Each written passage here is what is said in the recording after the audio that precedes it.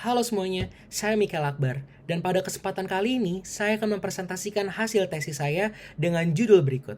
Berdasarkan data, pada tahun 2022, budget pemasaran influencer di Indonesia mencapai angka 2,3 triliun rupiah. Angka tersebut menjadi sangat masuk akal ketika data menunjukkan bahwa buying decision konsumen Indonesia 40%-nya dipengaruhi oleh rekomendasi influencer.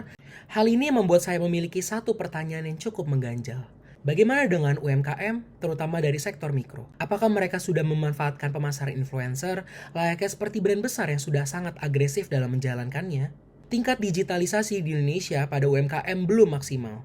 Penggunaan sosial media hanya terbatas pada lingkup on media. Namun dari segi paid media, seperti pemasaran influencer, UMKM terutama yang datang dari sektor mikro belum memanfaatkannya dengan maksimal, bahkan beberapa belum memanfaatkannya sama sekali. Lantas mengapa? Untuk mengetahui lebih detail secara personal dan mendalam, saya melakukan wawancara dengan 3 pelaku UMKM. Menurut mereka, influencer marketing belum menjadi solusi pemasarannya dikarenakan beberapa hal. Yang pertama, mereka menganggap influencer marketing itu mahal.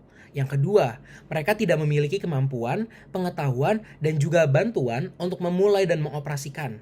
Lalu yang ketiga, mereka tidak tahu siapa influencer yang tepat bagi bisnis mereka dan tentunya juga sesuai dengan budget mereka. Dan yang terakhir, mereka menganggap bahwa influencer marketing itu rumit. Apabila saya dapat mengilustrasikan pemasaran influencer yang saat ini sedang dijalankan oleh teman-teman UMKM, kurang lebih akan seperti berikut. Yang pertama, teman-teman UMKM harus menentukan dulu kira-kira siapa ya influencer yang akan mereka ajak kerjasama. Lalu bagaimana apabila teman-teman UMKM tidak memiliki ide, referensi, atau rekomendasi nama influencer untuk mereka ajak kerjasama. Lalu yang kedua, mereka harus menghubungi satu persatu influencer secara manual, yang dimana mereka harus menanyakan influencer tersebut tertarik untuk bekerja sama atau tidak, lalu berapa biaya untuk bekerja sama. Ketika campaign sudah berjalan, UMKM harus mengelola campaign tersebut secara manual satu persatu.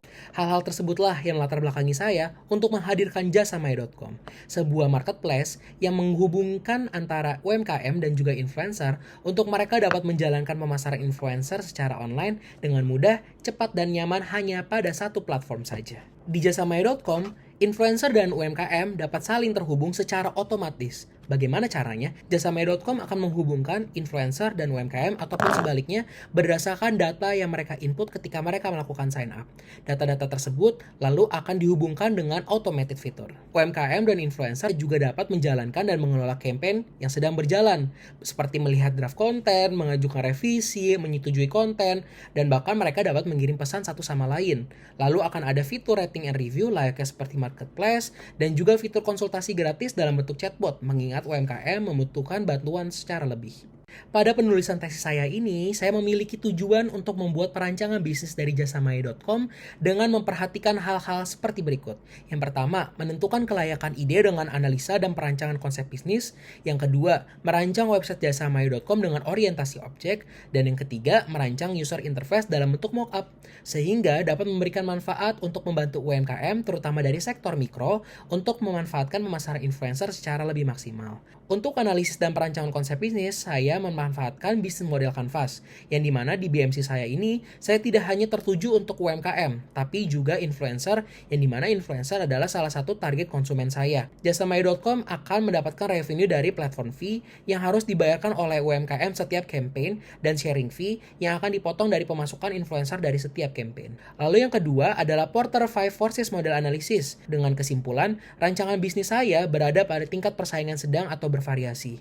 Kemudian, saya juga memanfaatkan SWOT analysis untuk memetakan kekuatan dan kelemahan bisnis dari internal dan juga kesempatan dan ancaman bisnis dari eksternal. Dari segi pemasaran, saya memanfaatkan 7P marketing mix.